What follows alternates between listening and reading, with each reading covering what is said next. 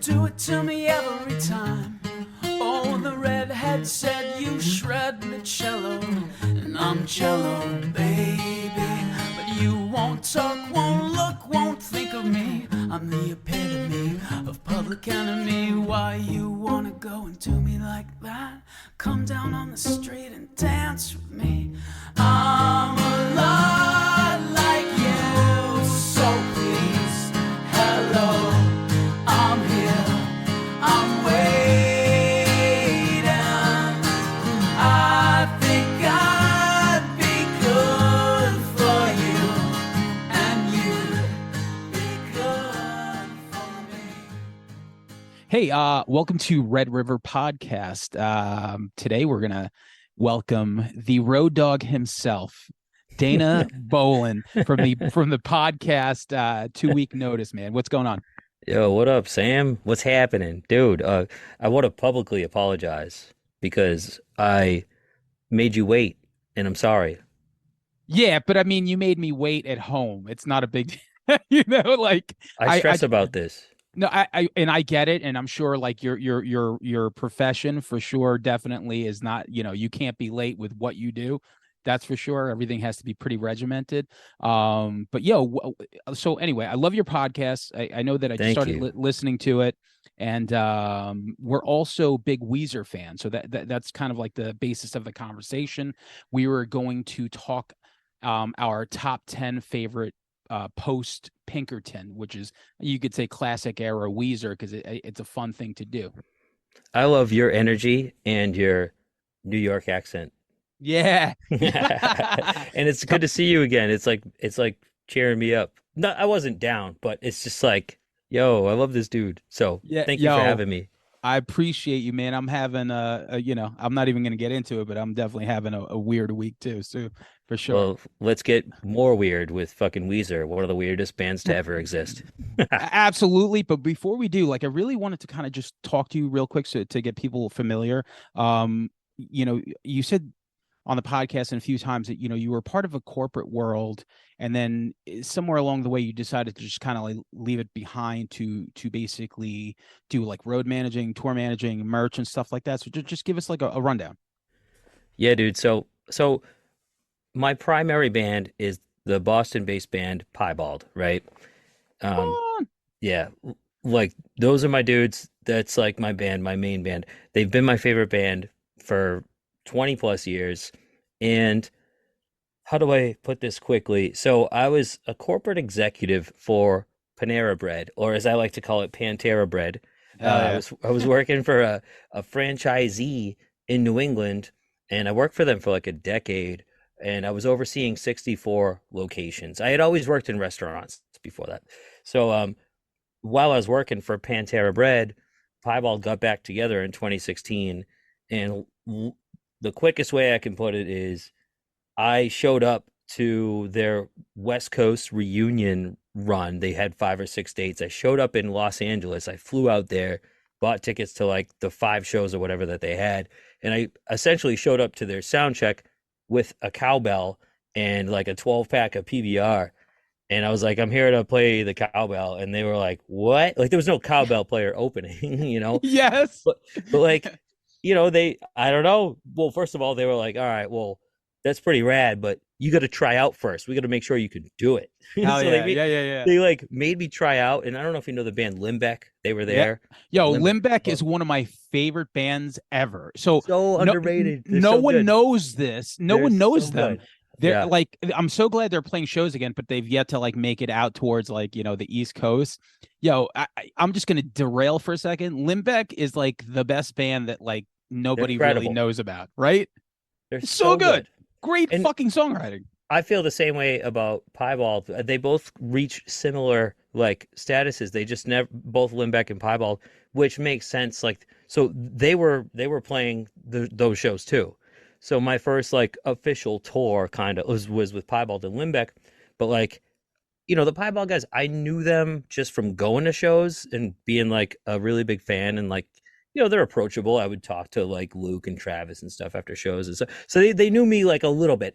But when I showed up, it was like what? So when I had that, when they made me audition, it was at the Echo in LA, and like it was just during sound check in front of the Piebald guys and the Limbeck guys. And dude, I've done like Boston Calling and like Furnace Fest and like big festivals, Riot Fest. I've never been more nervous than that initial tryout. I was like shaking, shivering. I was like wicked nervous, but something worked.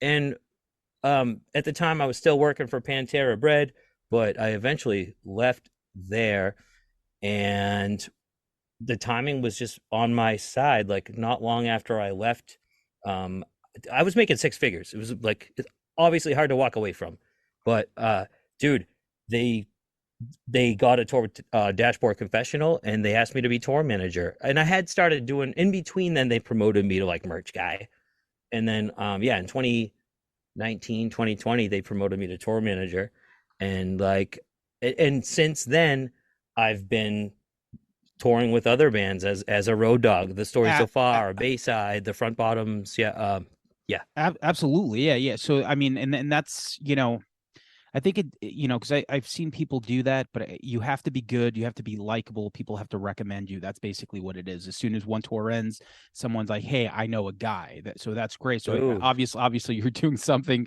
great. 100%. So I'm Thank you. gonna I'm gonna derail one more time with PBR. So shout out to PBR, my boy Antonio, who works for them and just got our band like a whole bunch of shirts. Yeah, yeah, we just got a whole bunch of shirts with their logo and us. It's pretty cool. So shout out to Yo, PBR. I want some PBR swag. Hell yeah, yeah. When I see you at a Jason, man, I'm gonna lace you up with that drip for sure. I got to catch your Uh, set there. We could talk about that too, but go ahead. yeah, for sure. So then it's crazy with what you're telling me, but it's it's something that we all probably want to do. Like anyone that's like sitting at a job or whatever, and so given the opportunity to do stuff, 99% of people would probably not do what you did, but you did, right? So like that's kind of like a trip, man. Yeah, I mean, for one, so yeah, I got into the scene like officially, I guess. Well, I was like 31 the first time I toured with Piebald, and even the first time I toured with them, I was really just kind of following them around. I would just meet up with them every time they toured, and I was using like my paid vacation time. And if I so I'm 37 now. If I had like kids and a wife and shit, I'd probably still be working for Pantera Bread. And I was miserable, dude. I just hated for whatever reason. But it was a great Yeah. job. The money was good, the benefits were good. But like I do have the benefit of being like just single, and also like I'm in my parents' basement right now. I have a little in-law apartment. I got my own like kitchen and bathroom. It's like a studio apartment. So, I wouldn't be able to do it without them either. And while I was working for Pantera, I bought two condos that I'm renting out now. So I made a couple crucial financial decisions before I Crucial. left, and I Yeah. planned that out. And even still, it's still a hustle. It's still a grind. Like there's still some struggles. And also being like a landlord is definitely it's a grind in itself too. There's all sorts of other things. So like I'm still working my ass off, which is interesting because I was so miserable before, but now I feel like I'm busier than ever between like working for bands and doing the podcast. And I also pick up in between tours, I pick up a lot of like one-off merch gigs. For example, I just worked an EDM show 2 days ago at this new venue in Boston adjacent to Fenway Park. It's called MGM Music Hall, 5,000 person cap. Seven Lions was the EDM artist. So I pick up this random gig, but like I wasn't just selling merch. Usually it's just selling merch. This was like I showed up at noon, and I worked from noon. I didn't get home till 3 a.m. So I worked from like noon to 2 a.m. I was helping load in. I was helping like build pallets. Like there were six pallets of merch. Pallets. You know what I'm saying? Yeah, yeah. And it was the hardest like backbreaking job I've done in a very long time. It was like being on tour just for a day. Yeah, yeah. And but you know what though, to your point, what you said earlier about like meeting people, connecting with people, being likable, working hard, all those things. At the end of the day, the dude was like, I'm doing an arena tour, like the Boston Garden, Madison Square Garden and shit. He's like, I'm doing an arena tour with another EDM artist next year, and I want you to be my assistant. I want you to like be on the bus with us and stuff. And I was Come like, on, man. whoa. So Listen, I don't know if I'm gonna do it yet, but like it, don't it's don't be a yeah, dick and work hard. essentially yes. And I one more quick thing. Yeah. So there was one more seller there were three of us selling. So he's like, yeah, this guy Aaron's gonna show up and help us sell because it's gonna be busy. 5,000 cap, it's a lot of people. He's like, this guy Aaron's gonna show up. He said it a couple times during the day, and I'm like, cool, awesome. Three of us, we'll knock it out. Guess who shows up? It's Aaron Bedard, the singer of Bane. Whoa. He's like, Okay. he's like, hey, my name's Aaron. I'm here to sell merch. I was like, what? Yeah.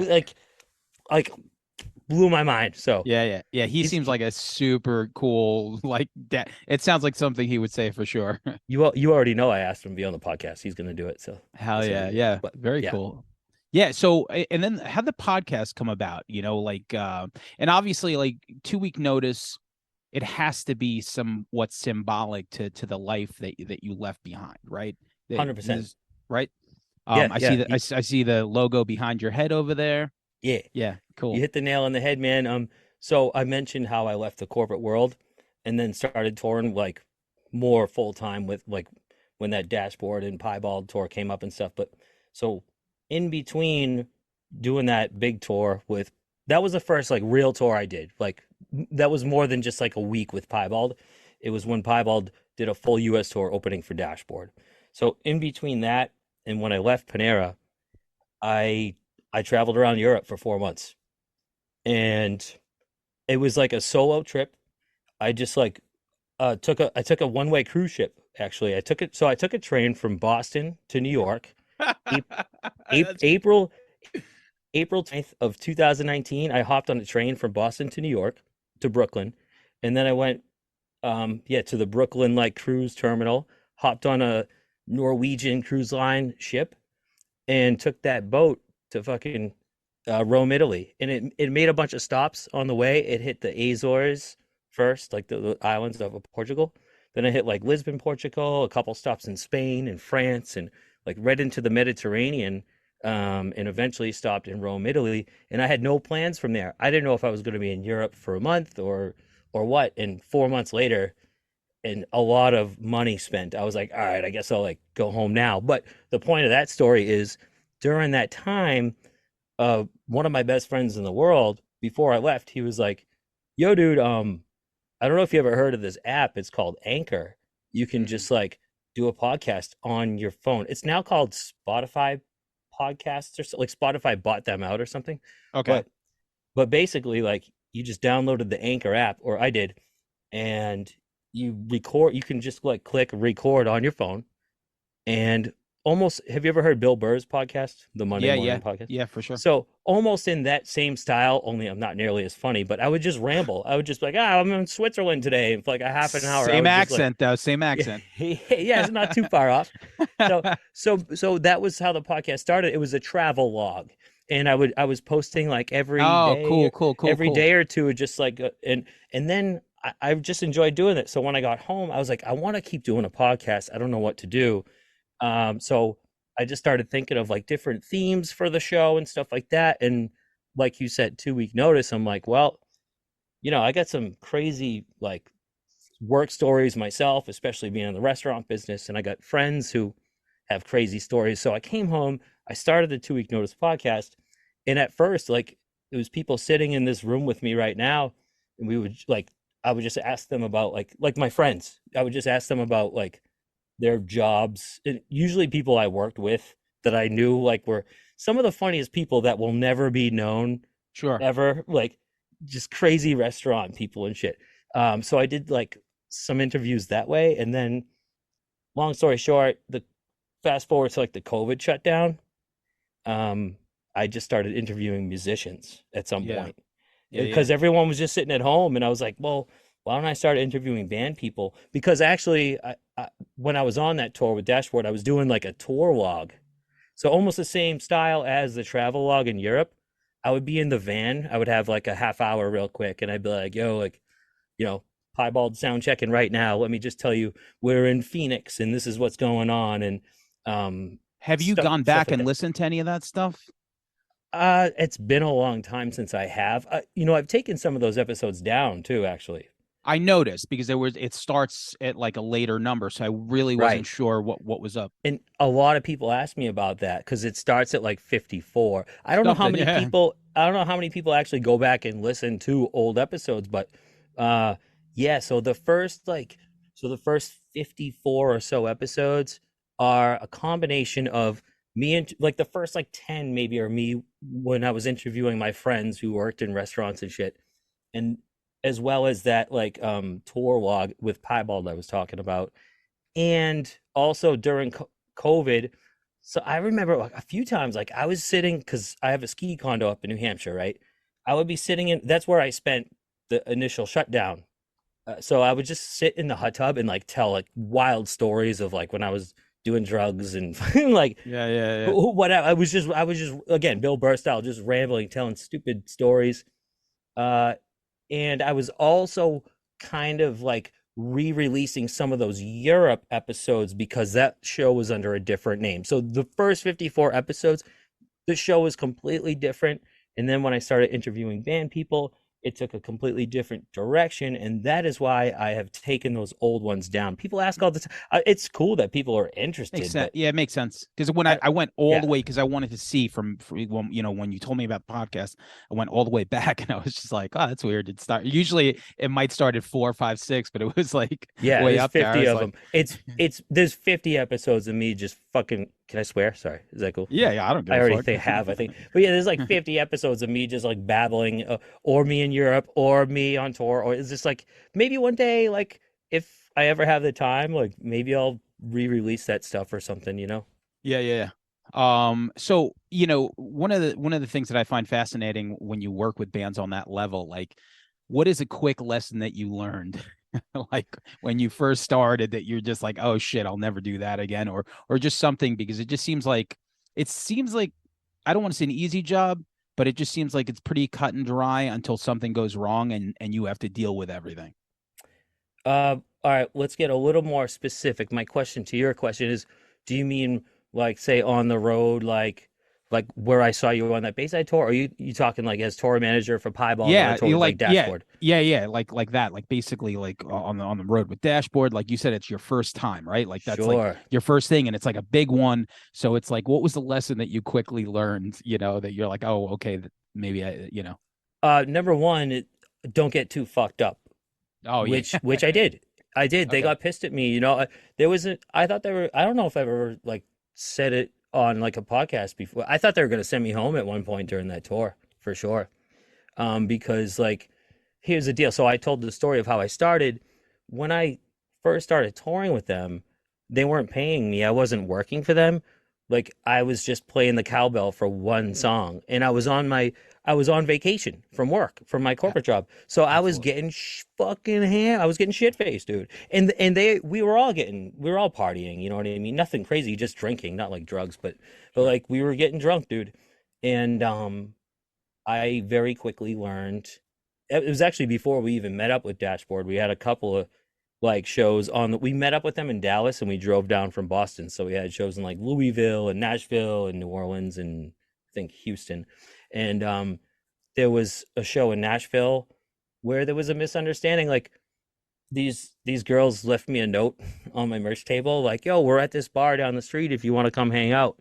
And I showed it to one of the dudes in the band. He was like, "Oh, dude, go hang out with those girls." Because I was single. He's like, "Go hang out with those girls, man.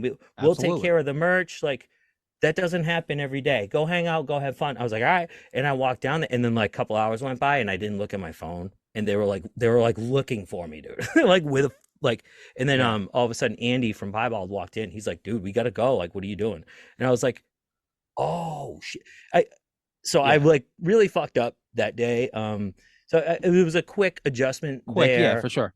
but like they were, not happy with me in that moment. But they also knew that they hired someone who had never been a tour manager before. Absolutely, yeah. But I was again, I mean, I have the management skills with my corporate stuff, but so they were super patient, super understanding, and also I will add to that.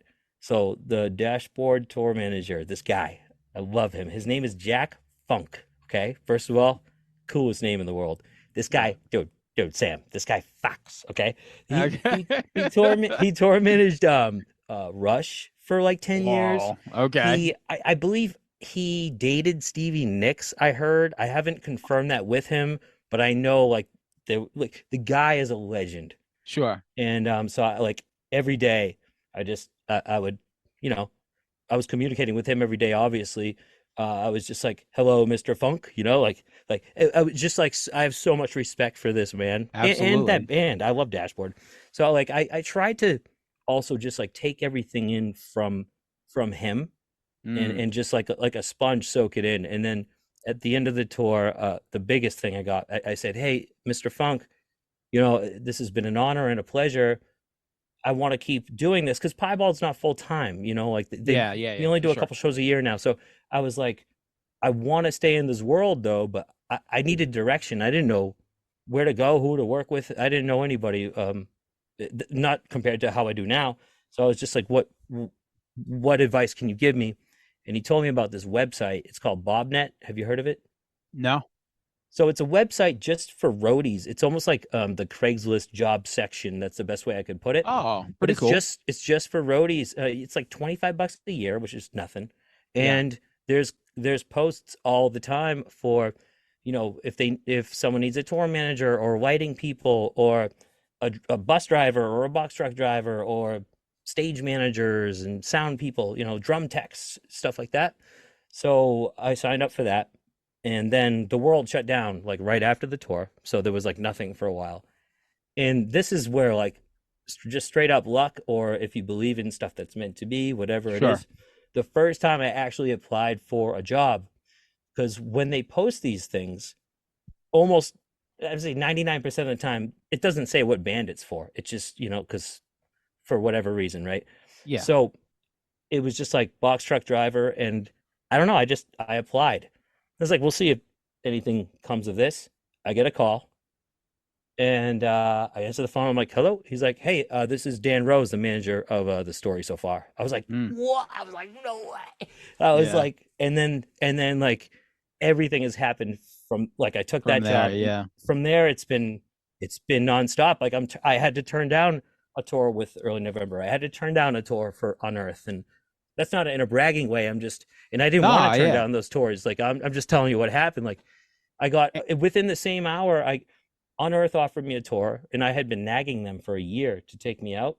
And then 1 hour later, not even 1 hour later, I got a call from Matt Wilson, who manages Bayside. It was while we were on that tour. He's like, "Hey man, I also tour manage the Front Bottoms, and I want to lock you in for the rest of the year." And it was like, I was like, oh, I had to go back to Unearth and be like, I got this offer, and they're like, it was like bigger budget, more money. Absolutely. Yeah, yeah, yeah. So they were the Unearthed dudes were super cool. They're like, dude, you got to take that job. Absolutely. We're not gonna hold you back. We love you. So It's that it's that's it's yeah. still a conversation, and you're like, this and stuff. But Yeah, I wish I could do both. absolutely, yeah, yeah. And the front bottoms, we had this discussion as to like, so they played the Great South Bay, which is like something in Patchogue, like over where I live. And I never, this was like probably 5, 6, 7 years ago. And I saw the name, and they were above. I think they were headlining above, like maybe it was like Jimmy, or like it was just someone that I loved, and I was like, Not who the Jimmy World, no way. no, it was like maybe it was the Get Up Kids. Like it was somebody that we just like couldn't. I'm like, who the fuck are the front bottoms? Haha, I could see that the Get Up Kids. I would like, I yeah. couldn't, so I had no idea. And then we watched them, and I was like, oh, okay, like it was pretty cool, but it didn't really hit till like later on. And then once, like, like I told you, once you start seeing like, I mean, you guys are playing the Paramount, like, which is like our biggest place here, How and many it's does like that hold? I've never been. sold out. 16. I'm pretty 1600. sure 1640. I'm pretty sure. I think these are small rooms for them too, man. Like we're Oh doing man. later in the year, we're doing Red Rocks with Say Anything. That's like 8,000 people. So have you ever been to Red Rocks? No, but I can't wait. Yes, that's on my bucket list. Me I too. I almost flew out to see Bleachers out there when they played last year, and I was like, I'm like, I can't just fucking go, do that. Dude, when I was But on tour with Story, I drove like, I'm driving their gear in this box truck, and I saw a sign. It was like in the middle of a fucking snowstorm too. Like it was like Red Rocks right here, and like I like really wanted to just pull over and go check it out, but I was like, I gotta get to You gotta wherever we get were to, playing. yeah. But yeah, like I've always wanted to go there, and you know, That's so gonna be good. Kevin, That's we're gonna be good. doing a tour with Kevin Devine, so he's on the bill too. But Awesome. Say Anything is on that particular special. It's a record release show. We're not doing 8,000 caps the whole tour, but it just speaks to. I don't know if it's sold out, but I bet it will be sold out. And Wait, so yeah, it's Kevin Story Front no, Bottoms? no, no, sorry. So the front bottoms, Say Anything, Kevin Devine. Fucking awesome. Yeah, it's That gonna be unreal. And so Piebald opened for the front bottoms 2 years ago or a year and a half my ago. point was that they're awesome now. Now I get it, and I'm a big fan. But go ahead. Well, just to add to that, man, so we opened for them like a year and a half ago, and I had known how awesome they were. I've always liked them very much. And then we opened for them, and they were so rad. Like even the Piebald guys, it's hard to. I've never seen any band grab their attention the way that the front bottoms did. And Yeah. we've opened for a lot of like prolific bands and stuff and festivals and everything. And then like when I worked for them, I did like one quick festival run with them last week, and I'm meeting up with them again later this week, and so on for like pretty much the rest of the year. But like instantly awesome people, like good vibes. I'm already ready to like run through a brick wall for this band. I love them as people. But we did Shaky Knees in Atlanta. It's a pretty big Yeah. festival. Yep. Dude, they put on one of the best festival performances I've ever seen. I've just it's one of those things you can't explain, but like I knew they were really good. I didn't know they were that good, you know? So before we switch over to like the Weezer stuff, I do want to ask you one last thing to go off of what you just said. What are some of the performances that you've seen in the position that you're in that just like come to mind where you're like, this was extra special? Anything that sticks out? Oh man, that's a great question. Um, Opening for Dashboard every day was outstanding. Not maybe outstanding, but it was just unbelievable. It was surreal because I've been a Dashboard fan for. I'm at that perfect. How old are you? I'm 45. You're 45. Damn, I thought. Wow, you look good, man. I'm Man, I'm 37. I thought we were the same age. Wow, right. good for Yeah, you. nah, I'm an old guy, man. Yeah, so like, but Dashboard was definitely I caught the tail end of the Dashboard thing for sure. I think I'm at that perfect age. Like I was like a junior or senior in high school when I discovered Dashboard, and so like perfect age for like Taking Back Sunday and Yeah. Dashboard and that whole thing. So I was already a huge fan, and then it wasn't just seeing Dashboard every night, but also like he was doing the VIP package thing every day, and he would do an acoustic set of like, Nicest guy on the planet. oh, he's the best. I So love nice. Chris. Dude, I like text him sometimes and I'm like, it's He still like I'm still a fanboy, you know what I mean? And I try not to like bother him because I'm like, no, this guy's yo, gonna, you he know, like me and Dubin went to the Vagrant thing, yeah, and yeah, he and was Worcester. like, yeah, you were there. Yep. And like I met him there, and he was just so goddamn nice, and we were talking about like just the most random shit and chords, and he's like, yo, he's like, send me some of his music to Dubin and stuff like that. And I'm just thinking like just the most normal, like sweet guy, man. Just very cool. Everything that like you think he is and that image that he is that and more. Yeah, You know, very cool. and that's what I try to tell people because, you know, I've had people be like, "What is that guy actually cool? Like, what's the deal?" I'm like, He's cool. He's cooler than you would even imagine." Yeah. And so watching him do those VIP sets every day, like I think it was like 50 or 60 tickets that he was selling for each show, and people would come in and get a little merch package and a picture with him, and then he would do a set of like maybe 5 acoustic songs. And whatever I was doing, I was always setting up merch and running around doing like tour manager stuff. But every day I planned it around that because I just wanted to watch him every day. And it got to a point where he started like talking to me while he was on the mic. He'd be like, "Hey Dana, what's up? Hey like Yeah. that's Dana. Hey everyone, say hi." And I'm like, What are you talking to me for?" Like, so like that, or like after he would go out of his way after those sets. Sometimes he'd be like, if I was across the room, he'd be like, "Dude, thank you so much for watching my set. What song should I play tomorrow?" Or something like Yeah. that. So that will always blow my mind. Amazing. But also, so when Piebald did Boston Calling, we played on the same stage as Tool, which was Oh pretty wow. wild. I I I didn't. was just watching Tool.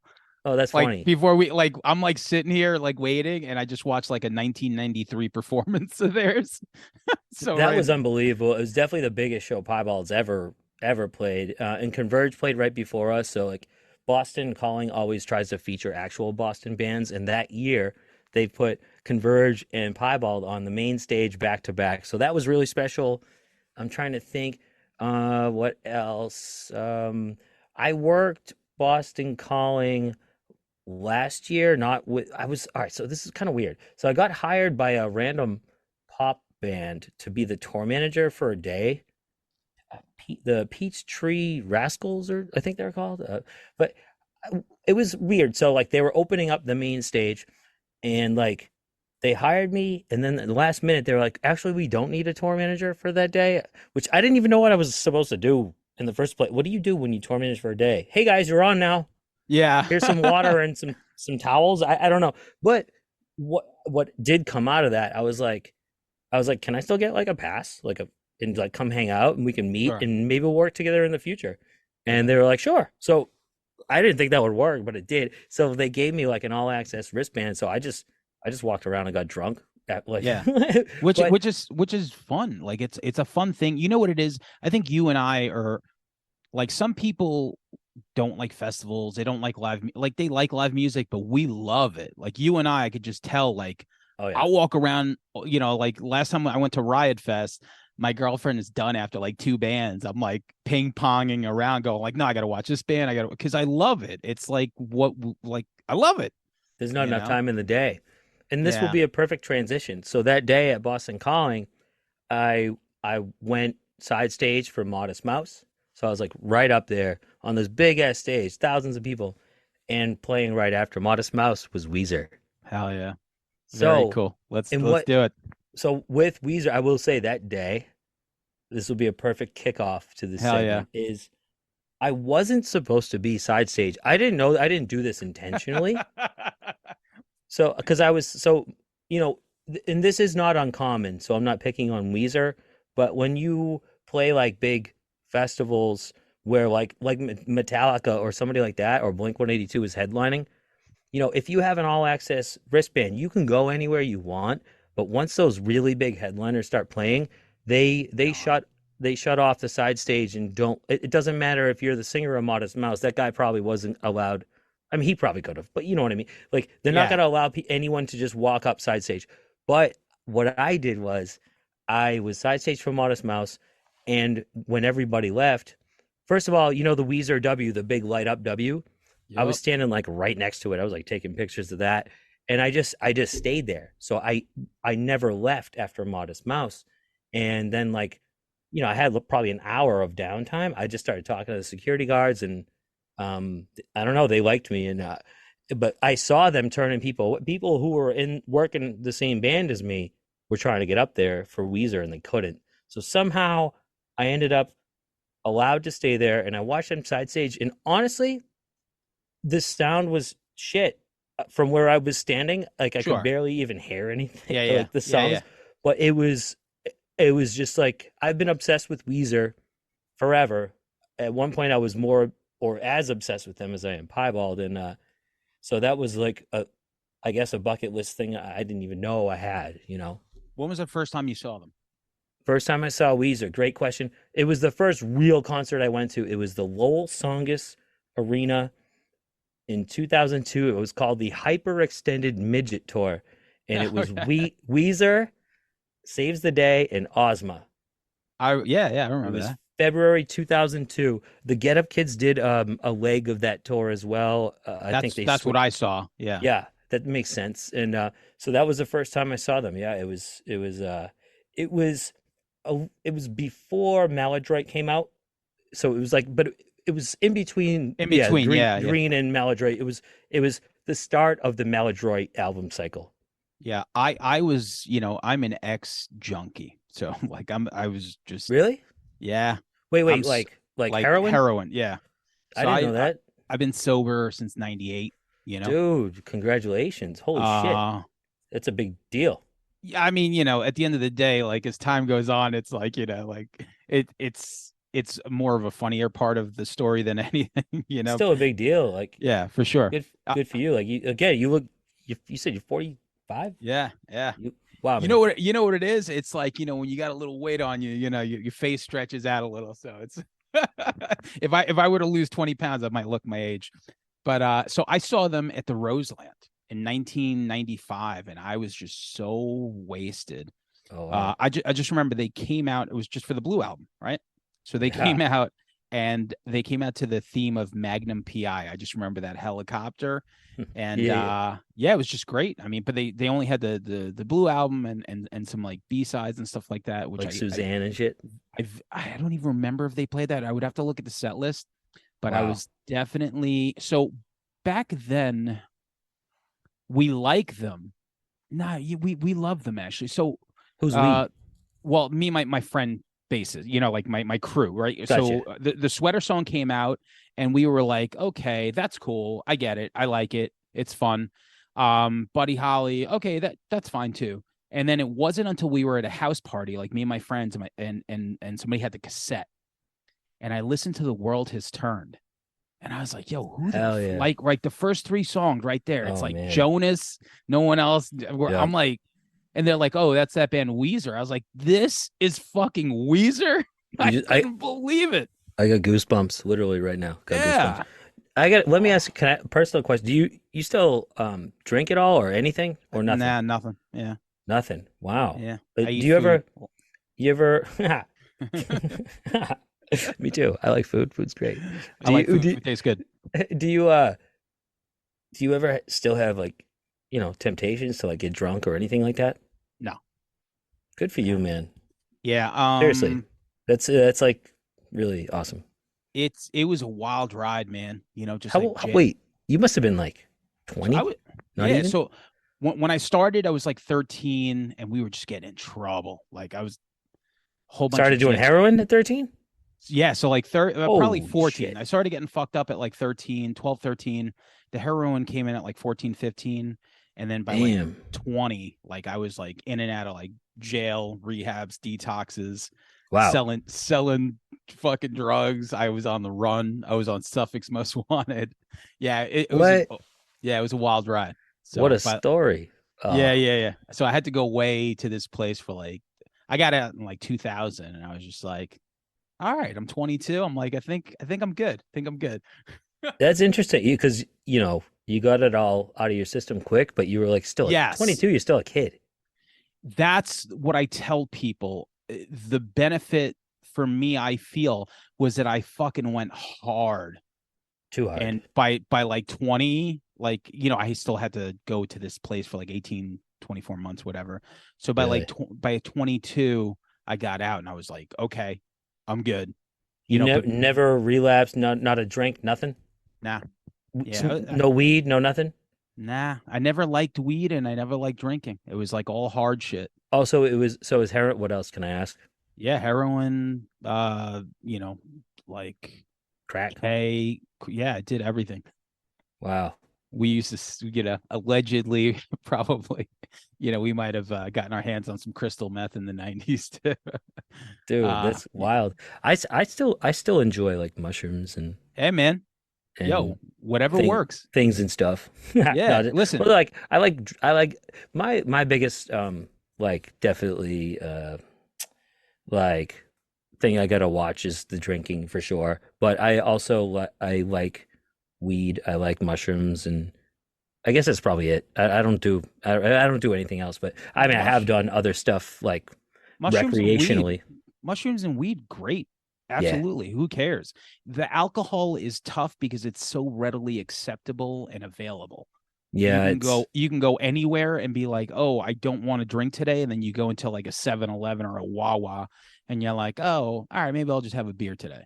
And especially in this industry that we're talking about. Oh yeah, I heard this on a podcast recently. I forget what show or who said it, but it definitely hit home for me, and it was perfectly said. But basically, it was like it's the only like industry or even like a workforce where not only is it allowed, but it's like encouraged oftentimes to like get fucked up. So it's like, it's easy to to like lose control over. Yeah, yeah, And yeah. I'm a social butterfly. Like when I saw you at that show, that Bayside show, with Mark and Vinny, and fucking where the hell was that?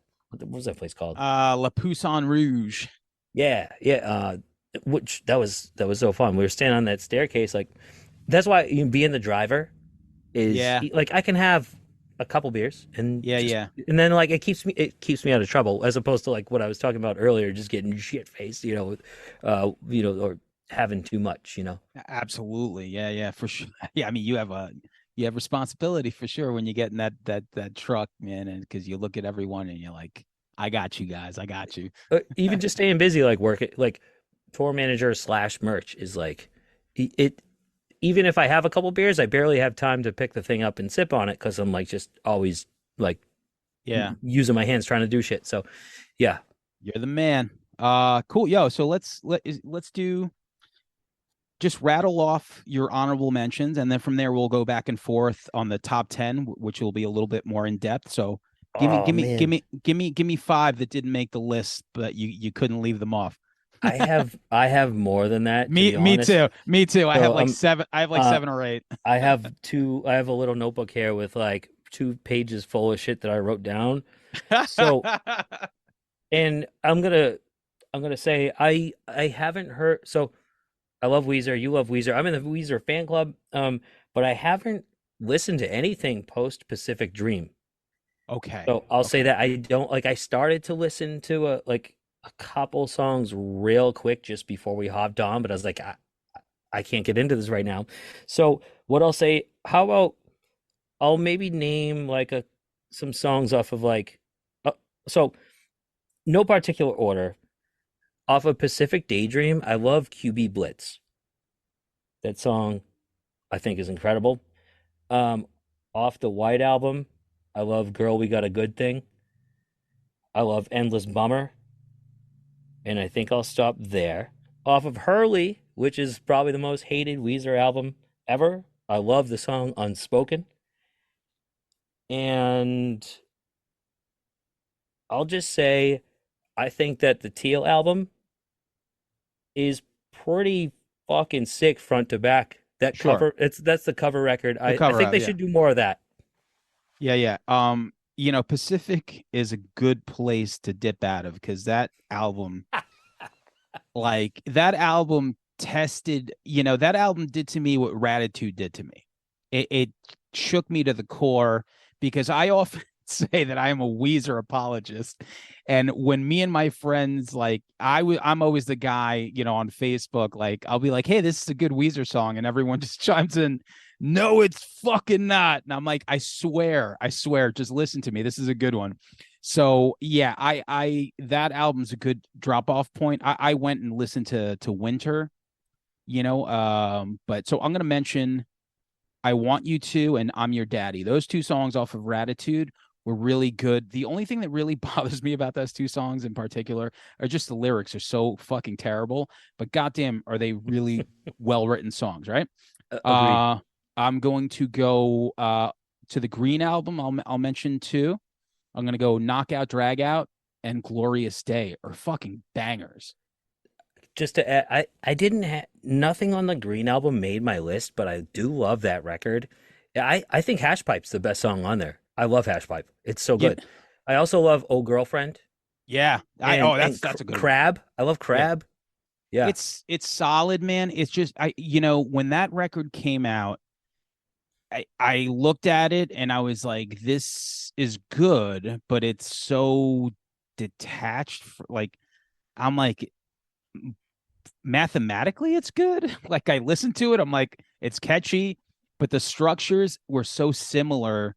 And it's like, okay, verse, chorus, mimic It the it the sounds like one long song almost. yeah, Like it's okay. Like I know what you're trying to say, and I agree. it was Also, just a Island in the formula. Sun is great. I mean, that's an incredible song. But it's easy to just like skip those because you've heard them so many times and they're so Yeah. popular. So like, I think you and I probably are both looking for like the ones that people don't talk about, and that's Oh, why I wanted to mention Hash Pipe. Hash Pipe's sick, dude. That song's awesome, I and mean, the video is awesome. It's got like that. it's got riff for days right there. Also, during that era, that was like a big comeback for them. You know, because Yeah, yeah. Rivers went to Harvard and stuff, and Yep. they came back actually under the name Goat Punishment. It was like a secret. You probably know about this, do you? No, no, I didn't know. So they came back. They had to play show like really small club shows, and they went under the band name Goat Punishment, but it was Weezer, and Great, great they were name. playing the Green album, and also shout out and salute to Mikey Welsh, who was an incredible Yeah, bassist who absolutely. passed away. It's been a few years now, Yeah. probably like 7 years or so, but I don't. He was in other bands too, but anyway, but yeah, it's kind of a weird record. Like it's their third record. They've done a lot of better things since, but I don't know. It's kind of just like somewhere in the middle for me. Yeah, in retrospect, when you listen to it, with a lot of the stuff that came out after, it really, when you go back to it now, it's like, okay, this feels a lot more like a Weezer album than, let's say, the Black Album. You know what I mean? So like you Totally. listen to it and you're just like, okay, now you appreciate it more. It's like I tell people when I go back and I watch like movies from the 90s now that I didn't appreciate back then, I'm just like, oh, I get it now. Yeah. 30 years later. So Slave is another one I wanted to mention off of Maladroit, which I Good one. love. Yep.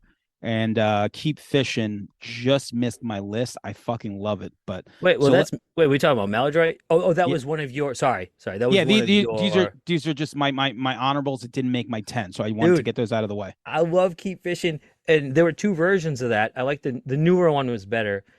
And that is one of the best music videos ever. Yeah, yeah. Oh, it's so good. With the Muppets. Yep. I love, yeah. I didn't, like Dope Nose and Keep Fishing are two really good songs off that. But I mean, like it's a tough list, and I just kept looking at it, going like, well, it's not better than this. So I actually Keep Fishing's pretty high on my top 10 actually. good. Yeah. Yeah, because it's a great song. Yeah, it is. I'll get more into that thing. So let's do 10 right here. So we'll go back and forth. We'll dive in. Give me your number 10.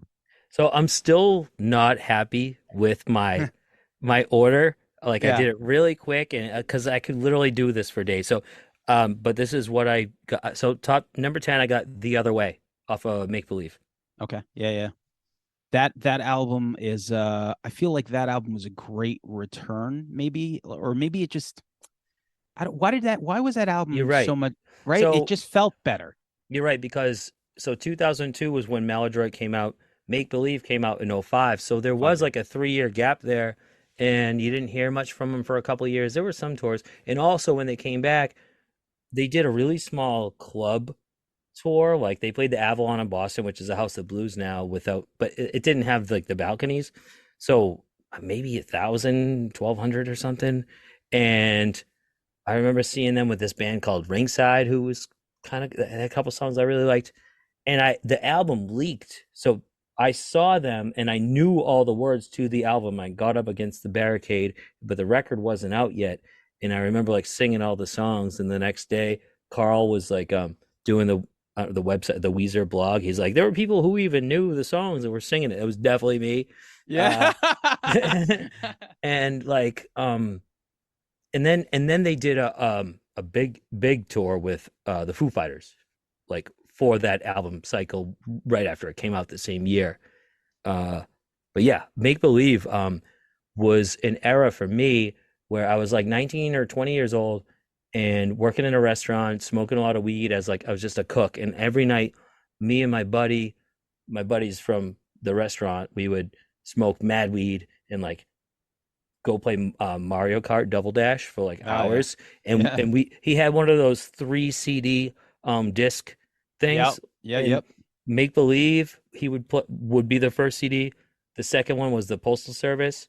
And then Yes. the third one was I Can Make a Mess Like Nobody's Business. Ace Enders from the early November, his side project. Okay. I just like for like months, dude. Every day we would just like smoke mad weed, play Mario Kart, and listen to like those CDs.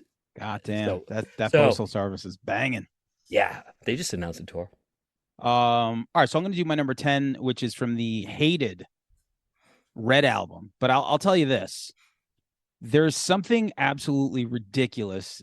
I couldn't leave this song off because it's a rock opera. The Greatest Man That Ever Lived. Yeah. I know you hate it. No, right? I don't. Oh, No, I thought you that's- hated it. Oh, That's my number 7. Okay, good. So I'll wait to talk about it then. If you Oh, have you it at mean the number album seven, or the song? the song. No, I love that song. All right, if you have it higher up on Yeah. your list, then I'll wait to talk about it so we can Yeah. both talk about it. So, give me your number nine. From the Red Album, fronted by Pat Wilson, Automatic. Yeah, I love. Do you think there was any rumor, any truth to the rumor that I guess the guys wanted to write songs and Rivers was like, okay, cool, you guys write songs, and you'll see how hard it is, and that's why he let them do a bunch of songs on there. I don't know about the specific part about you'll see how hard it is. I don't know anything about that, but I do remember that's an interesting, very, very unique album of theirs. Like it stands out. And like I really like Troublemaker. I don't really enjoy that song. And I hate to say bad things, but like put it this way, Troublemaker and Beverly Hills, when I see them live, those are my bathroom songs. I'm like, yeah, see you later. Like I just like don't really care I don't know if they're played out or I just don't care for them. I'm not even sure. I, But I think there's just something really vulgar about Beverly Hills that it's like I it's don't just know what boring. Doom it just doom chop. Doom yeah doom chop. You know, it's it's just boring, but it went platinum as a single, so good for them. absolutely, and people loved it, and it showed me. So like I saw Weezer maybe a couple of years ago with the Pixies, and this is what I'll always remember. It was around the time of the Black album, and they played Pink Triangle, and me and my girlfriend were like, "Yeah, Pink Triangle," right? And then the next song was something off the Black album, and we wanted to kill ourselves. But the girls in front of us were like, maybe 20, 21, 22, and they were fucking loving it. And I thought to Really? myself, okay, so I get it. They have such a it was almost like this like accepting feeling where it's like they played a song for me, now they're playing a song for their younger fans, and they somehow figured it out. Good for Yeah. you fucking guys. Good for them. I do gotta add, I told you the story on Instagram, but I just gotta say, like Yeah, yeah. during that Boston Calling when I was like backstage where I wasn't supposed to be, dude, I'm telling you, 5 feet away from me was Rivers Cuomo, and I was just trying to look forward and not at him or like just trying to be cool, you know. And he had his guitar, like it was like 5 minutes before their set, man. Like so he's right there with his guitar already around his shoulder, and he was doing vocal warm-ups and he was singing Pink Triangle and like do you know how badly I wanted to like take my phone out and record that? Yeah. Yeah. But it would have been inappropriate and Ah. because he was already weirded out by me, I could tell. So I just took that one in and I looked over at him and what I didn't tell you on Instagram, I had a beach ball that I had blown up and I drew on it. Like I drew a big Weezer logo and I was just like I was holding this big beach ball, like I was just waiting to throw it out in the crowd, you know. And I just wrote just like Weezer stuff, but like so just to add to how much I probably weirded him out. So I had this big beach ball with the Weezer sign on it, and I'm like 5 feet away from him, and then like I looked over at him after he was doing those warm ups, and I threw the Weezer sign with your thumb and your fingers, like the Weezer wings. And dude, he just stared at me, and like his glasses give him these big bug eyes too, and Yeah, he's like yeah. weird in general. He was I just love it. I staring love at it. me, dude. But yeah, I but love Pink it. Triangle, man, Pinkerton is awesome. But yeah, I was waiting for you to tell that story before, so I'm glad you did. All right, so my number nine is off the Green album. From day one, it was always my favorite song off that album, which is Photograph. I think Photograph is oh, just fucking great fantastic. song. Yeah, it's just really Don't Let Go is good to kick it off, but once Photograph comes in, it's like, you know what? Like I feel like that's my favorite song off that record. So that's my That number nine. was a lot of people. That was like the single that never got any love. So the single first it was Hash Pipe, then Island in the Sun. But Photograph was supposed to be a single. It was technically a single.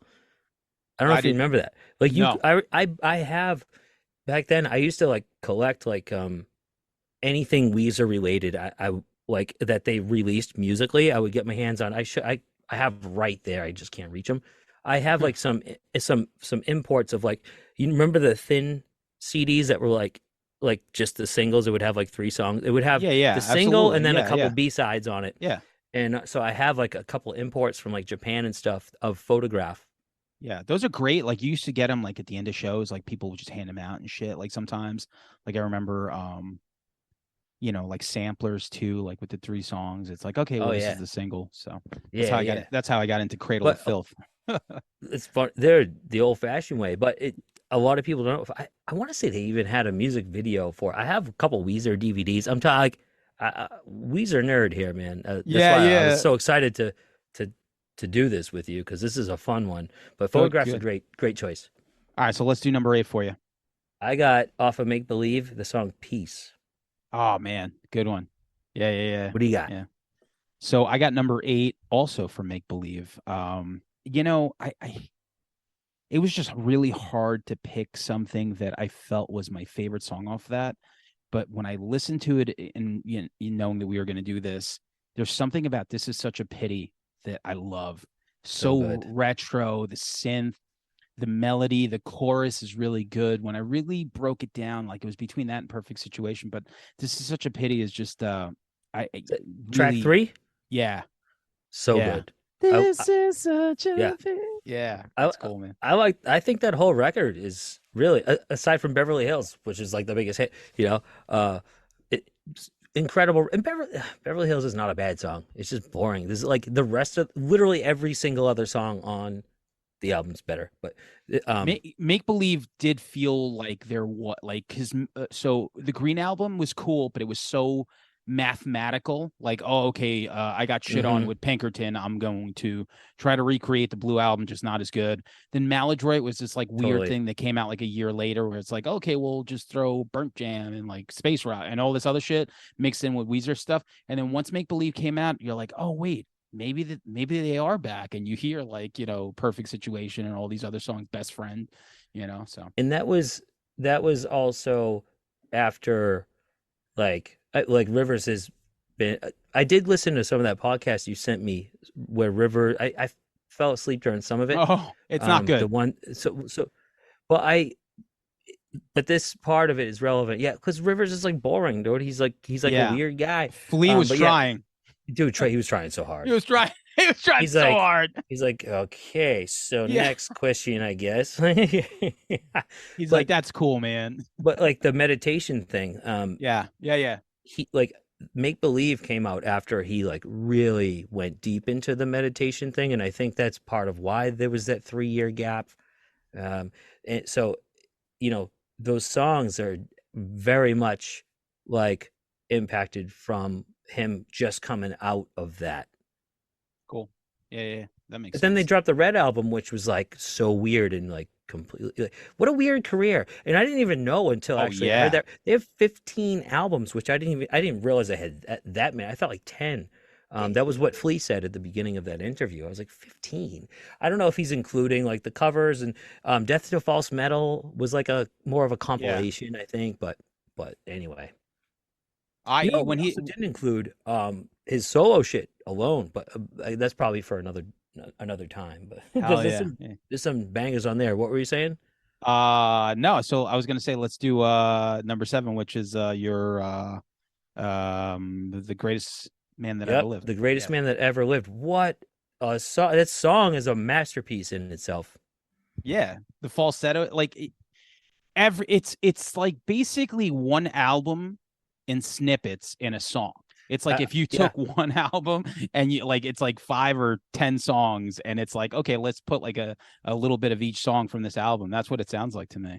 that's pretty much what I was gonna say. It's like 5 like mini songs or something, and all in one, like 5 like 1 minute songs. And it's just the change ups. It's like weird how they made it work with one song. And I remember seeing them play that on that album cycle because up until very recently, I would say that tour with the Pixies, there was no way I was ever gonna miss a Weezer show, not just Massachusetts, in New England. If they came to Connecticut, I was there.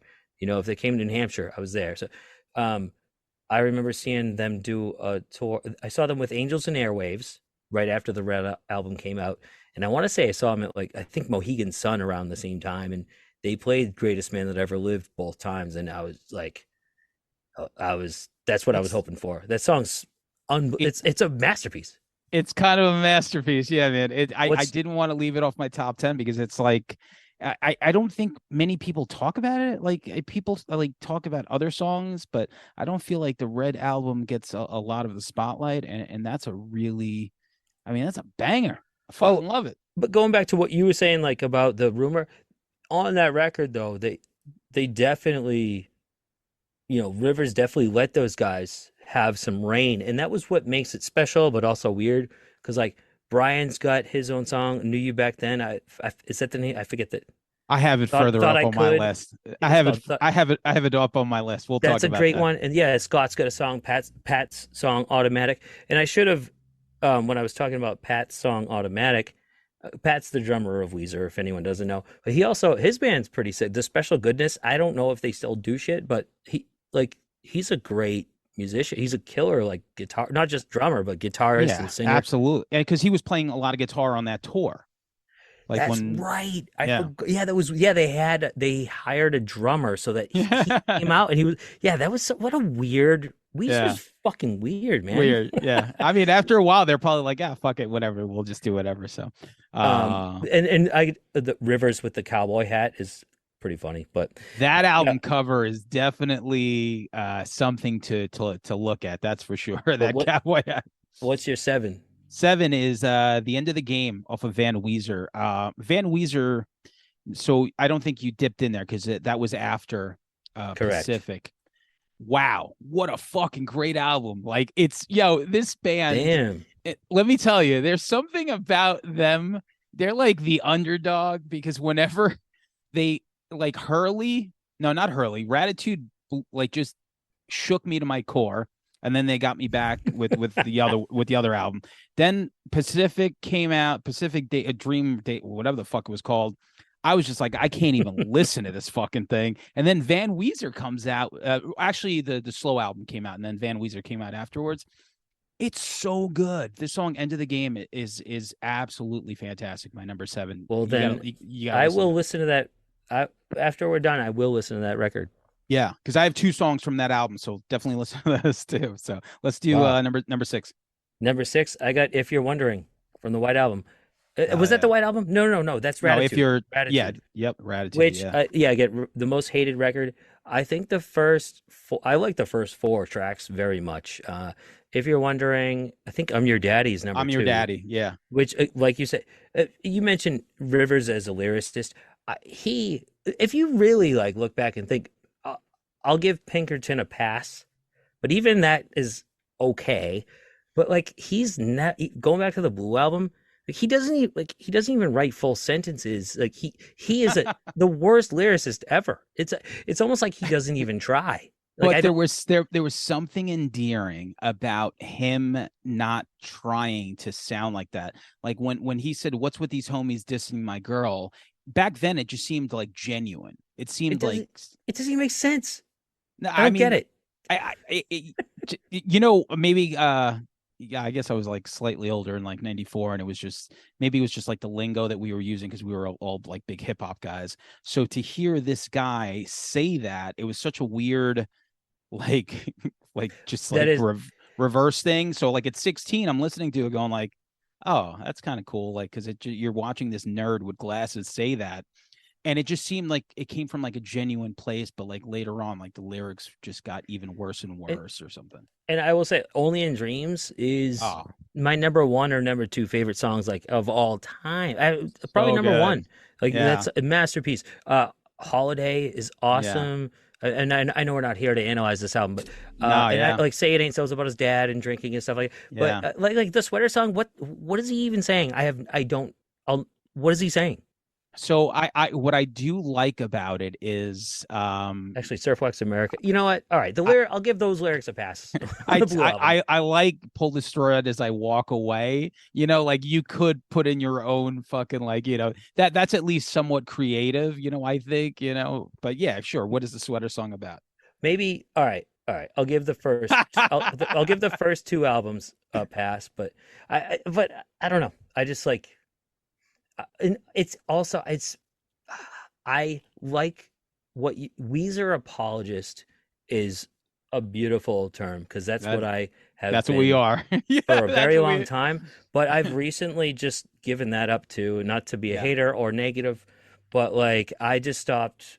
I just I don't know what I am now. It's like a love-hate thing that I have because I love them so they're so important to me.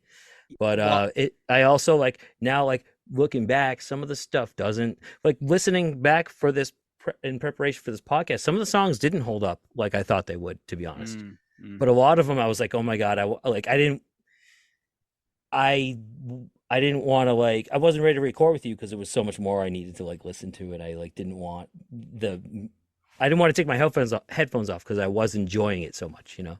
Yeah, it was a tough list, and once I started making it, I started writing down all these songs, and I was like, holy shit! I'm like, how the fuck am I gonna get 10 out of this? But guilty uh, pleasure, I will say, we'll just say, sorry, I'm cheating here, but right. from Gratitude was I love the song with Lil Wayne, Can't Stop Yeah, Partying. yeah. I think that song's great. I think, listen, at the end of the day, if you're gonna just cross like that, that's balls, and I get it and I love it. You know, it's something that you just, like you don't give a fuck, and I thought it was cool that they did that. It might have been somewhat of a cash grab in a way. I guess it's when I get bummed out sometimes because you get as a fan. I'm in the fan club and stuff. Again, sometimes you just get the vibe like they just really just want to make money, or maybe it's just Rivers, and maybe I'm wrong. I Oh, want to be wrong, but we are like we're fans, and only yes, fans could be this critical because it hun- means something. true. But I don't like to talk shit, and Me who neither. knows? Like I do it would if Piebald were to open for them one day, that's a dream come true. So I don't want to burn any bridges here, but Rivers, if you're um, listening and you need we someone on the we love road, we love you. I can get you his contact. Just let me know.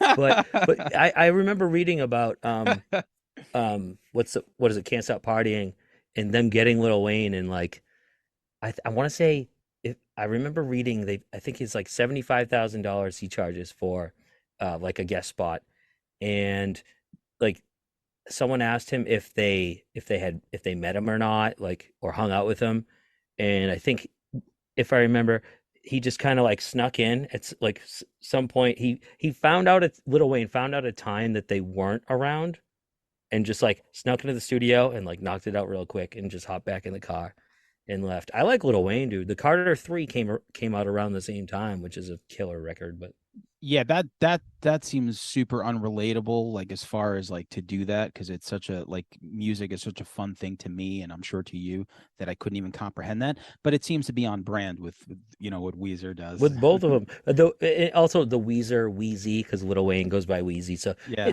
it's cute. I get it, and yeah, yeah. I like the song. I think it came out great. Well, you're a better man than me on that one, that's for sure. But I cheated because that's not even on my list. Sorry. What are we up to? 6? 5. Wait, what was your 6? What was your 6? Mine was If You're Wondering Oh, duh. from Okay, yeah, Gratitude. Then okay. we went off. So 6 is Lonely Girl. I love that song.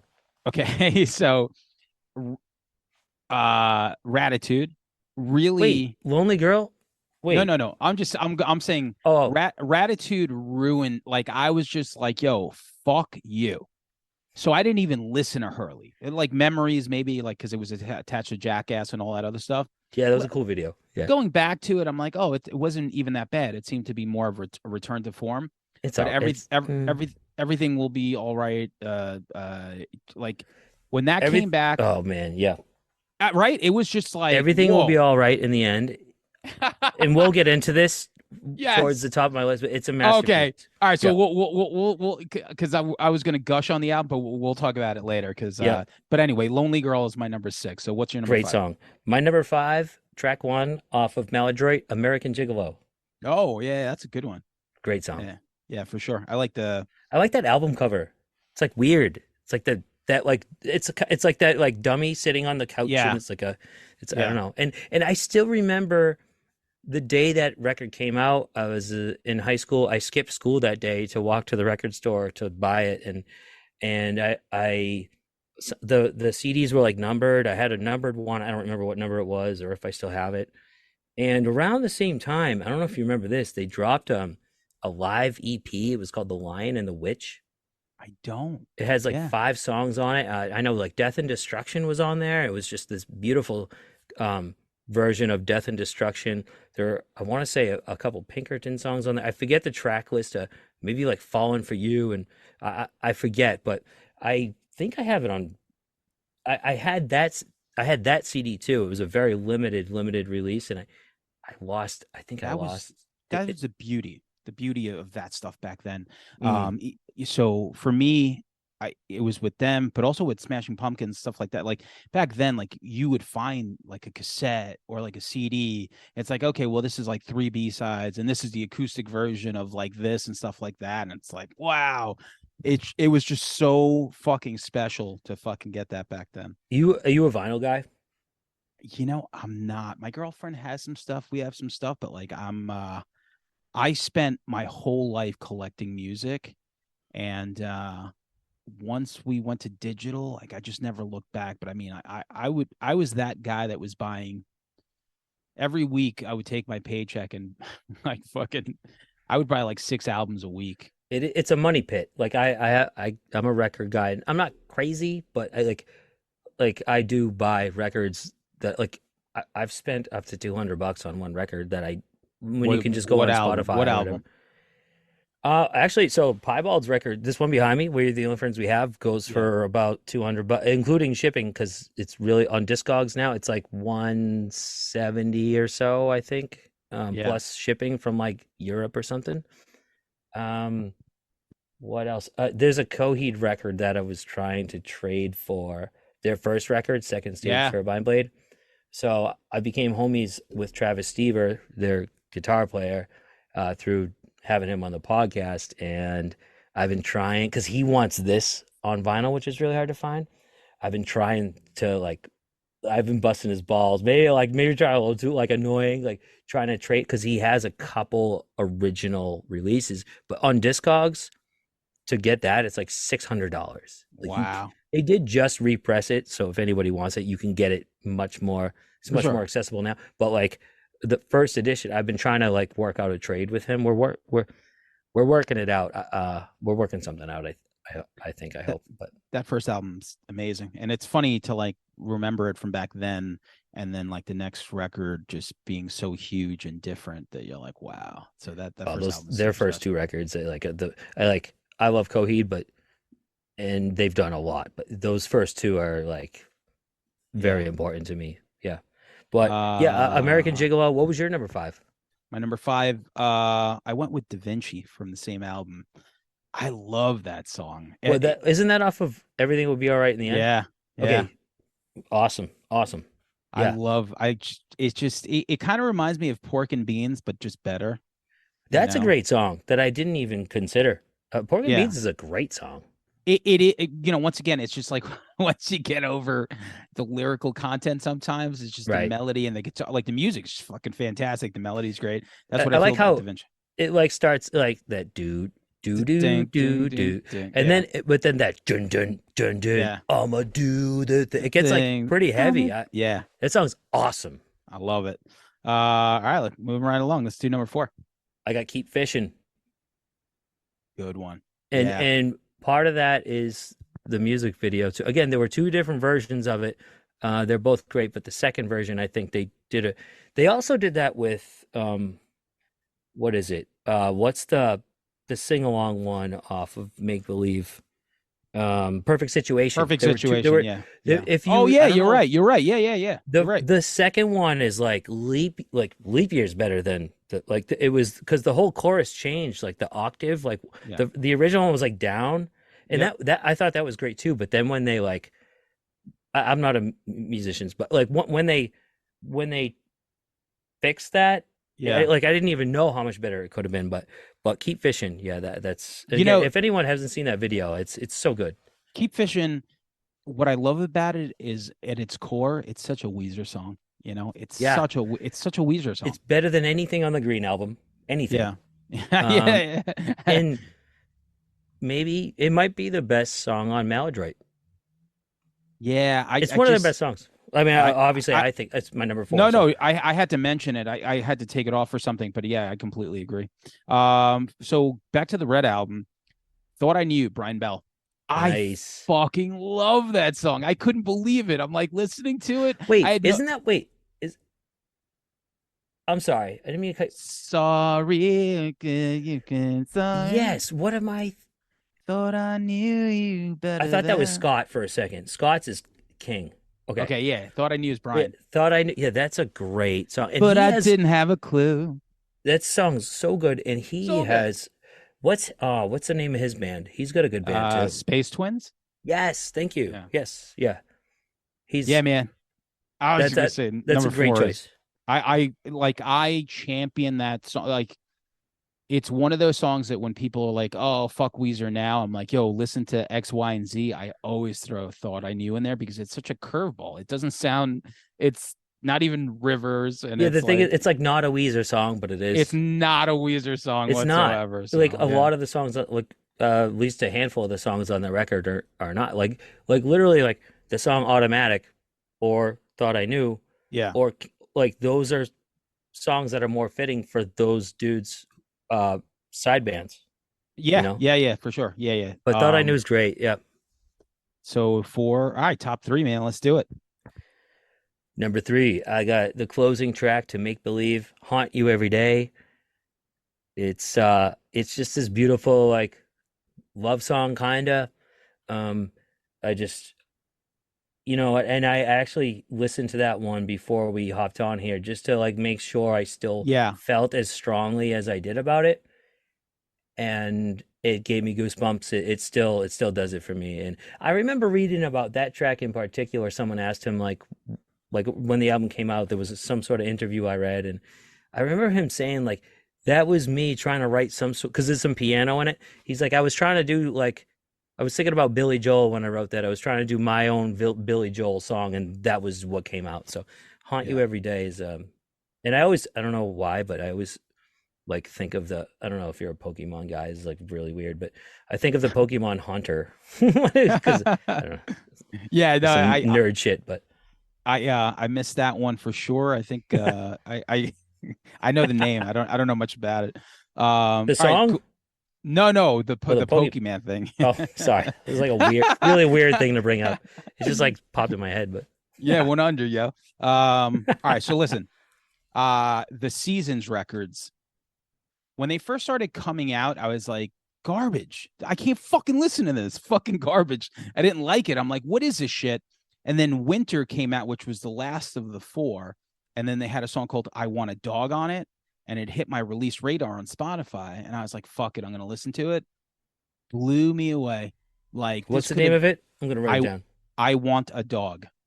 It's the first song off the Winters thing. And I mean, it might as well be on Pinkerton. It's fucking fantastic. It's so Really? goddamn good. Yeah, it's just got this like it's Weezer. It's Weezer at its fucking core. Everything about it, slow to mid tempo to fast to fucking you'll hear it. It's absolutely fantastic. And that EP, the Winters EP, has a lot of good songs on it, but this is definitely my favorite. And some of the other stuff was just I felt like it was almost Pacific Daydream or whatever the hell that album's called again. Redone. Like some of those like EPs, I'm like, I cannot. I'm like, fuck you. I can't entertain this shit. But that last one has, I think that they consciously knew, like, okay, these three are for the new fans. This last EP is for like jerk offs like me. So I Want a Dog. I got it written down. I'm definitely gonna listen tonight. cool. Number two. My number two off of Maladroit, and there's no Weezer song even close to being similar to it. Burnt Jam. Yeah. Yeah. It's got like that like I don't know. It's almost like a little not a ska riff, but it's like No, yeah. how do you describe it? You're a musician. How would you describe it? It's like yeah, it's like a choppy riff. It's almost like a jam band riff kind of in a way, Almost, but which is like a little funky. It's that like sacrilegious. you would Yeah, like funk, until funk.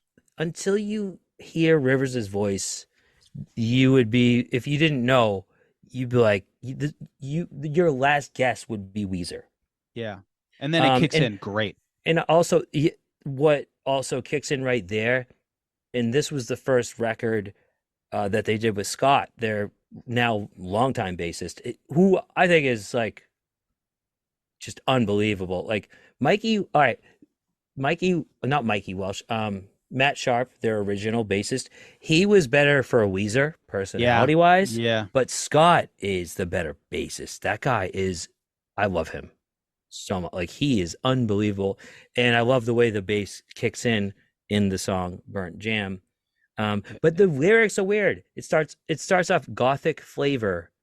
How I miss you, if I only once could kiss you. I guess it's not that weird. Maybe it was just some gothic chick he was obsessed with. But he was married Yeah. at this point, I believe, and I don't know. I don't think his wife's gothic, so I don't know. But like but like back when this came out, I'm in high school, and maybe this is why I have a beef with the lyrics even more so. Back then, like now, I don't even like. I don't pay enough attention to lyrics. Like I don't even really at all, unless it's an easy sing along that I know when I listen to new music. Now I'm Some more into the people. sound itself. But back Yeah. then, like I might um I might have been in search of like lyrics, like in a poetic sense, and the music came second at times. Does that make sense? No, absolutely. To me, like melody is king. Like melody is the sound basically that gets stuck in your head. You could fucking say, suck my dick in a melodic way, and people be like, Yeah, suck my dick, or fuck you, I won't do what you tell me. You know what I mean? yeah, So yeah. it doesn't matter what you say, but like, yeah, Weezer is one of those bands that's just it's the melody and their harmonies are great and their song structures. The lyrics I don't pay attention to, but there are some bands whose lyrics I do pay attention to. Like if I'm listening to like the Drive By Truckers or something like that, where I'm like, okay, well, lyrically now I'm going to pay attention to this. So it just depends on who it is. Are you that way at all? In the same way I was describing, whereas like nowadays you pay less attention to the lyrics and more attention to the music, or It just depends on the artist. It's yeah, music is always going to catch me first. Every right? like there's times, I laugh when I think to myself, like when the Misfits came out and like everyone's singing Last Caress and everyone's having a good time, and it's like, I got something to say, I killed your mother today, and people like, wait, what? Well, You know? I used to seek out lyrics, and maybe it's just the different times too. I think it was a combination of the age I was at, where I was looking for something to relate to, and but also at the time when you would go to the store and buy a CD and listen to it, and then like read the lyrics in the booklet along with. Yeah. And something I um try to do, like, but it takes a conscious effort, is like on Spotify, if you click on the Oh bottom, yeah. you can pull up the lyrics to Yeah. the songs. I've been trying to do that more because I have been like in the last few years been neglecting lyrics entirely, just because I don't know. I just like to just maybe bob my head and just like vibe out. But uh You're right yeah. about the lyrics on Spotify. Very cool. Like funny enough, I had a birthday party and we rented out this place to do karaoke. Their karaoke machine sucked. So my friend figured Ah, out a way to like rig the machine and put our Spotify up on there. So like that's what we were using to do karaoke, were the lyrics on the that's screen. smart, like a screen mirror kind of thing. Yeah. Oh, That's it was smart. fucking brilliant. But so I listen to, I would say probably 80% hip hop over 20% rock is just like the breakdown. It's so Hell yeah. I think I get my fix out of like listening to hip hop music lyrically. And And then that's why I love hip hop. I'm sorry I cut you off, but no, no, but no, go ahead. you don't need to read lyric. You can just hear it. It's poetry in motion. You can Yeah. hear everything they're saying, unless it's like Busta Rhymes. You're like, what the fuck did you just say? But you know, but that I love it. I mean, I grew up on hip hop, man. Like Gangstar is Yeah, that's my the shit. yeah. And So TJ Premier was the only person I ever met that as a grown man, I in was kind of awe. starstruck, kind of, Yeah, yeah, because I didn't mean to. I was walking to the bank in Queens and he was on the phone and I was like, yo, dude, I'm like, he's the best. I'm like, I'm like, how do I tell this guy I've been listening to him for the last 30 plus years? And I did. I Seems was like like, the yeah, really like he seems like the nicest guy in the world too. yeah, I was like, yo, man, I'm like, the last 30 years, a fan. And he's like, oh, thank you so much. And that was it. I just kept it moving, went in the bank and Hell shit. yeah. uh Lyrically, all right, here's an example of like a band that you like. Hardcore bands are usually just there for Yeah. the music, But so Poison the Well's first record, Oh yeah. Opposite of December. Yeah. Then you read it, it's like this love poet, like this poetic love album, and you're like, oh my Yeah. god, this is actually kind of deep. But a lot of Incendiary. Brendan's an incredible lyricist too, and Brendan of Incendiary. Yeah, He those two he new songs are killer. unbelievable. He actually takes the time to like rhyme, which a lot of hardcore lyricists don't. So yeah, he's saying some like real shit, like some political, powerful. Like yeah. I'm going off the rails. You got to keep me in line here. Sorry. I don't give a fuck, man. It's all good. So is your two or my two? So wait, what was your three? It was My three was I Want a Dog.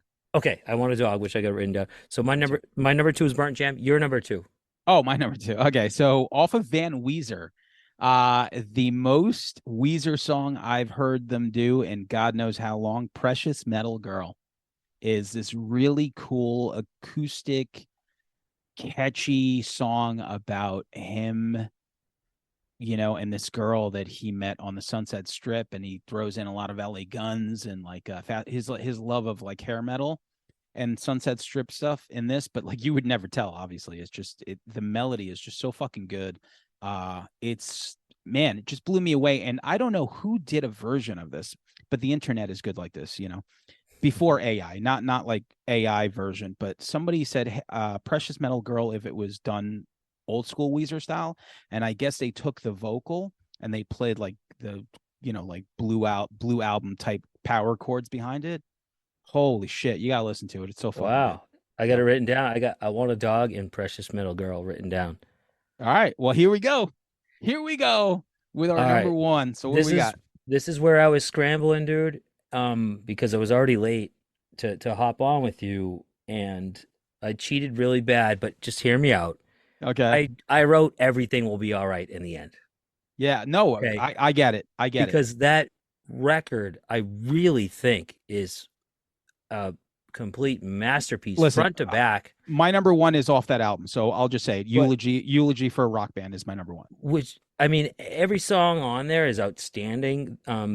What I actually did write down, if I were to pick more specifically, is the end of the record. There's parts 1, 2, and 3. I counted that as one song. Part 1 is The Wasteland. Part 2 is Anonymous, and Part 3 Return to Ithaca. If you count, and they're all only like a minute or two each. Yeah. So it reminds me of The Office, the first part, The Office, like kind of thing. Right. So I counted that as one song, but also the song "Go Away." I forget So good. Best Coast. Bethany Constantino from Best Coast. What a song, and it's just as good as the B-side off Pinkerton. I just threw out the love of my dreams. Oh, so good. I had Eulogy up there, Lonely Girl I also had on there, which was on your list earlier, and The British Are Coming is a great song. But I really think Back to the Shack is great. I think just from front to back, that album really was also an important part of their history, because was that their first albums after the Red Album? I think it was. They went like no. I'm sorry. Ratitude. It was Ratitude and Hurley. Sorry, it was their first good album since the Red. Yeah. It was the first, like, because like Ratitude got, whether or not you or I like it, nobody liked it. Okay, and also people didn't like Hurley very much either. Yeah. Like I think a lot of people would lump those two together, regardless of how you and I feel. So for them to drop that, I thought it was their best record since Maladroit or Make Believe. It was without a doubt. It might be better than though. It might be their best record since Pinkerton. That's what I said. It might, like, if I were to rank their records real quick, top 5 real quick. I mean, the biggest struggle is picking between Blue and Pinkerton, honestly. But I don't know if I could. But because Only in Dreams is on Blue, I might go with the Blue album. But all right, so 1 and 2 are Pinkerton Blue album. I think number 3 for me would be Everything Will Be All Right in the End, and then 4 and 5 would be Maladroit, Make Believe. That off the top of my head, real quick. I feel good about that. I think that's a solid top 5 right there for sure. So when Everything Will Be All Right in the End came out, I was like, yo, I think 2014. Right? I was like, guys, on Facebook. I'll never forget. I was like, yo, this is pretty good, because I heard Back to the Shack and I saw him with the strap, and then I was like, all right, I'm like, they fooled me before, but I'm like, okay. I'm like, Yeah. I kind of like this song, and it's not like Back to the Shack is good. And I want, it wasn't like, oh my God, this is amazing, but like lyrically, it made sense to me and what they were. I'm like, maybe he did want to go back to what he was doing. And then I heard the album, and it's like fucking killer, man. Eulogy, Lonely Girl, Da Vinci, Go Away, Foolish Father, fucking awesome. Oh, dude, yeah. Everything will be all right in Is the, that Foolish Father? yeah, I just got goosebumps again. yeah. Them, oh man. It's so You know good. what? You know what? Dude, like when you get goose, like my nipples are hard right now. Yeah, Like, yeah. not in like a sexual way. Like when you Listen, get goosebumps and that too happens. too bad this is not on video, so too bad this is only audio. No, but because that hit me, that like you singing that part just reminded me. For some reason, I thought that I mixed up the songs, but yeah, "Foolish Father," dude, that might be Everything, yeah, it's that so might be good. my favorite. That might actually be my favorite song on the record. Now that you Yeah, say it, like it's unbelievable. And you know, they did a small club tour right when that came out. And well, you made a good point about Back to the Shack because it's good, but it's not that much better than If You're Wondering, which was on Ratitude. So it's like, yeah, what else is gonna follow this on the record? Like, all right, been tricked before, fool me once, shame on you or whatever. But yes.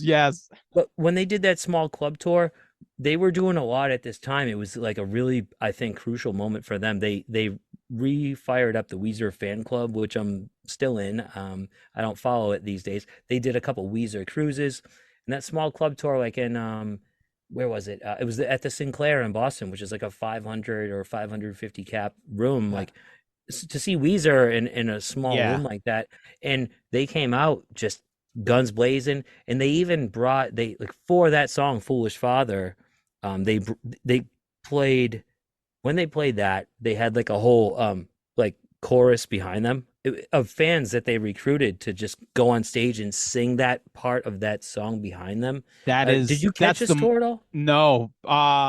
Did I? It was I like don't you would remember seeing them in like a small. It was like 500 cap. no, no. Yeah, I've only seen them in big place. The last small place I saw them in was a long time ago, like with Right. the Get Up Kids.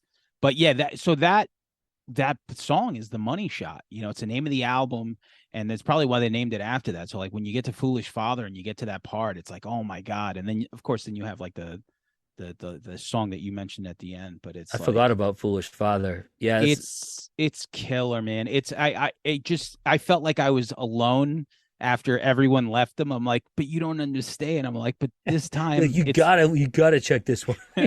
I'm like, yo, this time it's for real though. Like it's Yeah. this was pretty good. And then they came back with the White Album, and I was like, okay, not bad. And then they came back with something. I was just like, all right, you guys, fuck you guys right now. Yeah. I do. I like the White Album. I liked that I didn't one. mind it. Yeah, Like it's better than a lot of, especially for newer Weezer. It's good. yeah, Like I think you said it better than me, but man, like when, yeah, everything will be all right in the end. Also, when you listen to something and you associate it with a special time in your life, sure. like I'll listen to certain records and I'll remember exactly whether like where I was living and like what I was doing at that time. And I had just bought my ski condo, and I just, when I go snowboarding, I listen to headphones, and I listened to that record on the chairlift and while I was snowboarding front to back. I mean, countless times. That was still my go-to. And that was, yeah, that was when I got that, it was the winter 2014 going into 2015. So it had been out for a while, like half a year at least. But so it's just funny, like as like when you, again, that's why I probably got the goosebumps when you started singing "Foolish Father." I immediately in my head went back to like sitting on that chairlift when I first got that ski condo, and just brought me back to Yeah. a special moment in time in my own life, selfishly. But it's funny, when a band that has magic and it disappears for a little while, and then you hear something like that, and you're like, oh, they still have they're still capable of creating this thing. And listen, maybe somebody's favorite album is the Black Album and the Pacific Album. No, I refuse to believe it. Yeah. But Who? like Who and every why? now and then they'll drop like a Van Weezer, or like, you got to check out Van Weezer. It's pretty fucking solid. There's like 5 pretty killer songs on it. So I will. Well, you said you like the whole record, right? So I I like will the check it whole out. record. They have a song on there where he takes like Crazy Train, like the riff, and like sings something different over it. It's very like an homage to like his metal beginnings and stuff like that. So, Which but is cool. I like metal. What would you, if you had to pick your top five, no particular order, records? What would your list be? Like obviously, like Blue and Pinkerton. What would the other three? How would How would that go? So I don't think it would be that much different than yours. Let me What just I forget what I double have. I check. had Maladroit, Make Believe, and Everything Will Be All Right in the End. I'm gonna go. Uh,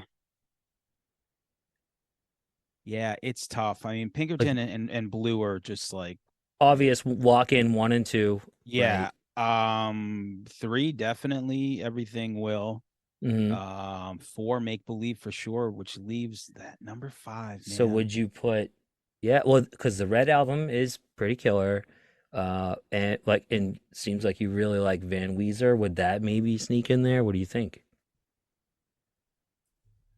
It's got to Man, be between Maladroit, Van Weezer, I like Green. Red, When you really break it down like that, I like the Green too. But and Green, of course. Yeah, so you got like four solid, tough, tough decision, four options. I would think. Is there anything else that you would even consider? no, no, Green, Maladroit, and yeah, those 3. Yeah. Well, Green, Maladroit, Red, and Van Weezer. Not even Red, because I don't really love a lot of Red. All right, so you cut Red out. So I yeah, would, you got the three.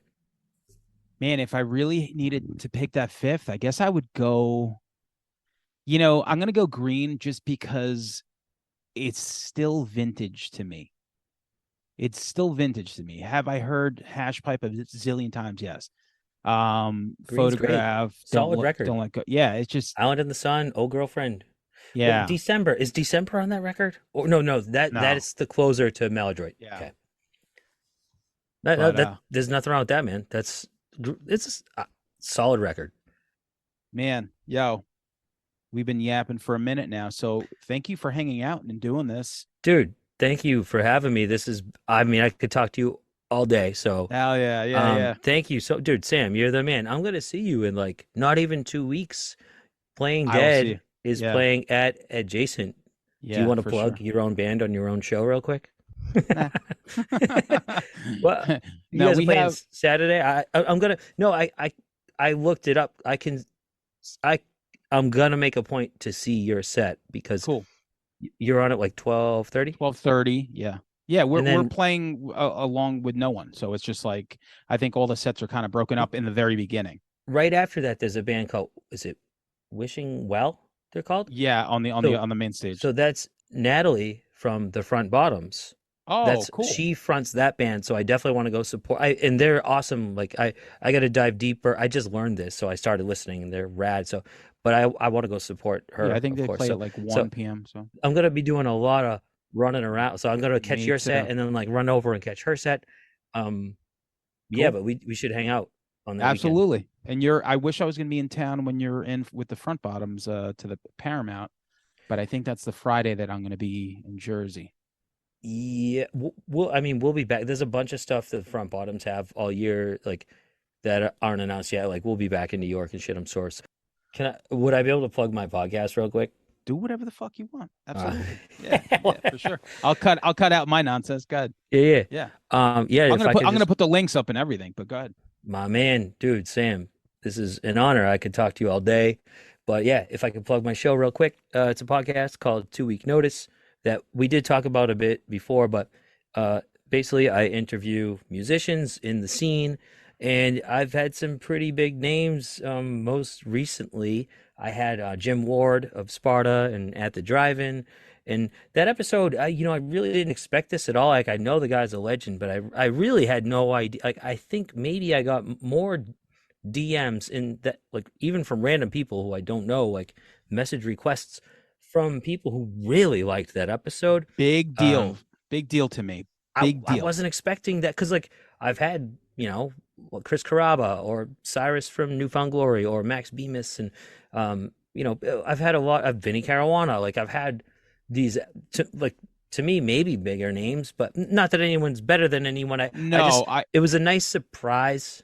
yeah, You know? Jim is my wheelhouse more than any of those other, I like everyone else, but At the Drive-In, Sparta, Sleeper Car, like I Yeah, am like killer. I but saw also Sleeper like Car with old 97s, man. That was cool. my most popular episodes, um, I don't know if it's just because the podcast got better or and I've built up the audience or because these people are just more popular these days, but it's a lot of newer bands.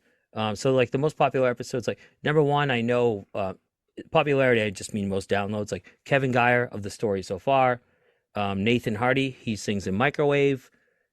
Just trying to think real quick. Eric Butler of Mom Jeans, Chris Freeman of Hot Mulligan. Oh But yeah. also like on that list, like somewhere in there, like number five, like is Mike Weiss from Me Without You. So it's like a mix of like all these bands that we love, like new and old You have and great everything in names. between. So Yeah, you have great names for I tagged my girlfriend's niece. She's a big Mom Jeans fan. yeah. So And I was like, yeah, that I listen to think it. is as far as like just the my best work, I think that might be my best episode. So Yeah. um and sometimes even if you don't like these bands, I think if you listen to any of the newer episodes, just like a band, right? You like your newest stuff. Yeah, yeah, yeah. I'm Oh yeah. I'm like proud of like the newer ones usually, but I mean, if you dig in the back, I've had Tucker from Thursday and like Eddie from Taking, as far as Long Island, Eddie from Taking Back Sunday. I recently had Joey from Koyo. Yeah. I don't know. So the list goes on and on, but thank you for chatting with me and having me on, dude. Yeah, thanks for doing it, man. For sure. You're I'm glad we rad. we got the link. So What um what else you need from me, brother? Anything? What are we missing here? nothing, man. Oh, Furnace Until Fest. now. Pieball's Oh yeah. playing Furnace Fest. Yeah, shout out to Adam Harris, So, man, and crew. dude, hell yeah! Shout out to Adam Harris. And Hell yeah. dude, I'll see you in like a week and a half or so. Absolutely. Word, man.